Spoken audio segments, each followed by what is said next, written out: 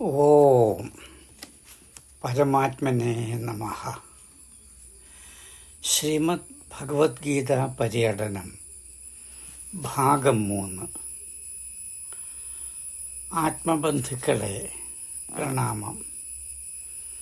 ഇന്ന് നമ്മുടെ മനന വിഷയം ഗീത ജ്ഞാനവിജ്ഞാനയോഗം എന്ന 7-ാം അധ്യായത്തിലെ 16 മുതൽ 24 വരെയുള്ള ശ്ലോക സാരമാണ്. ശ്രദ്ധിച്ചാലും. അല്ലയോ അർജുന, സുഹൃതികളായ 4 തരം ആളുകൾ ഭഗവാനെ ഭജിക്കുന്നുണ്ട്. ആർത്തൻ, അർത്ഥാത് ദുഃഖിതൻ. അർത്ഥാർത്ഥി, അതായത് സമ്പത്ത് ആഗ്രഹിക്കുന്നവൻ. ജിജ്ഞാസു, അഥവാ ജ്ഞാനം കുതിക്കുന്നവൻ. ജ്ഞാനി എന്നിങ്ങനെയാണ് അവർ 4 വിഭാഗം. ദുഃഖിതർ ദുഃഖനിവാരണം ആഗ്രഹിക്കുന്നു. ചിലർ സമ്പത്തിന് വേണ്ടി യാചിക്കുന്നു. ഈ 2 കൂട്ടരും അസുരപ്രകൃതി ഉള്ളവരാണ്. ദൈവീ ഗുണമുള്ളവർ ജിജ്ഞാസുക്കളും ജ്ഞാനികളുമാണ്. സത്യം അന്വേഷിക്കുന്നു അവർ. കർമ്മങ്ങളെല്ലാം ഈശ്വരാർപ്പണമായിരിക്കട്ടെ എന്ന് ചിന്തിക്കുന്നു. സാത്വിക ഭാവമുള്ളവർ. 17-ാം ശ്ലോകം. ബ്രഹ്മസത്യത്തെ അറിഞ്ഞവരാണ് ഭഗവാന് പരമപ്രിയം എന്ന് പഠിപ്പിക്കുന്നു. അവർ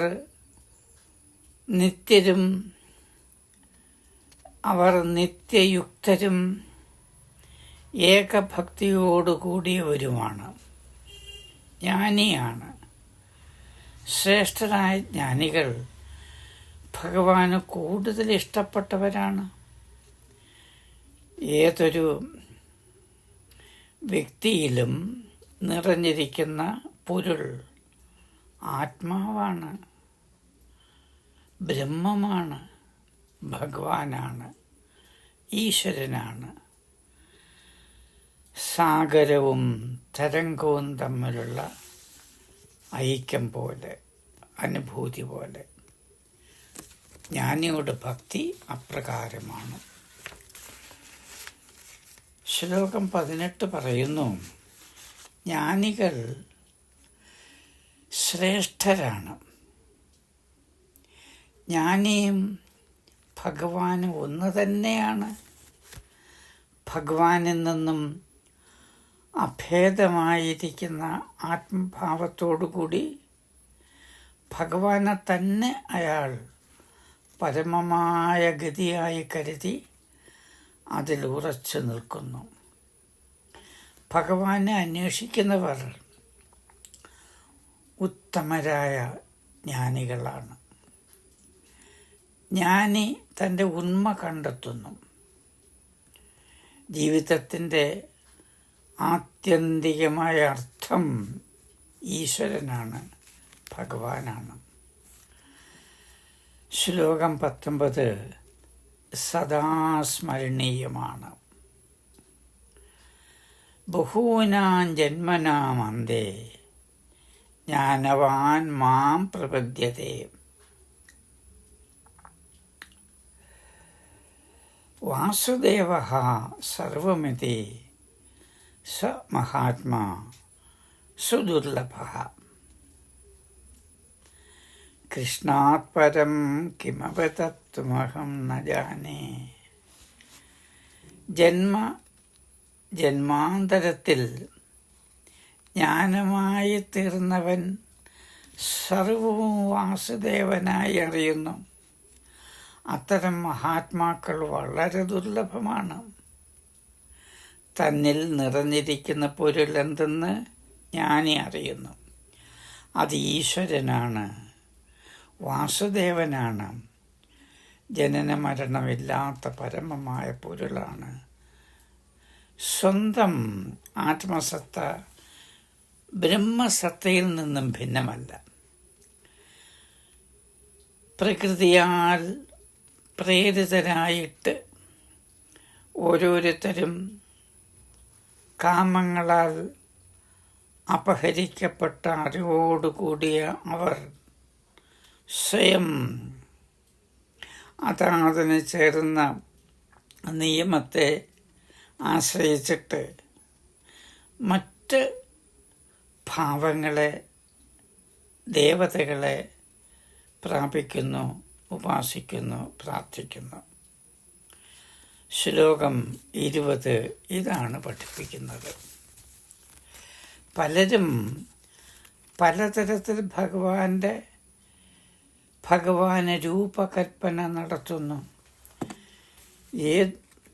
ഏത് ഭക്തൻ ഏത് തരത്തിലുള്ള ആഗ്രഹനിവൃത്തിക്ക് വേണ്ടി ഏത് ദേവതയെ അഥവാ ദേവനെ ആശ്രയിച്ചാലും അതിലെല്ലാം നിറഞ്ഞിരിക്കുന്നത് ഏകമായ ഭഗവാനാണ്. ഇതേ ആശയം തന്നെയാണ് ശ്ലോകം 21 ഒന്നുകൂടി വ്യക്തമാക്കുന്നത്. ഏതേത് ഭക്തൻ ഏതേത് അവതാര രൂപത്തെ പൂജിക്കാൻ ഇഷ്ടപ്പെടുന്നുവോ അവരിൽ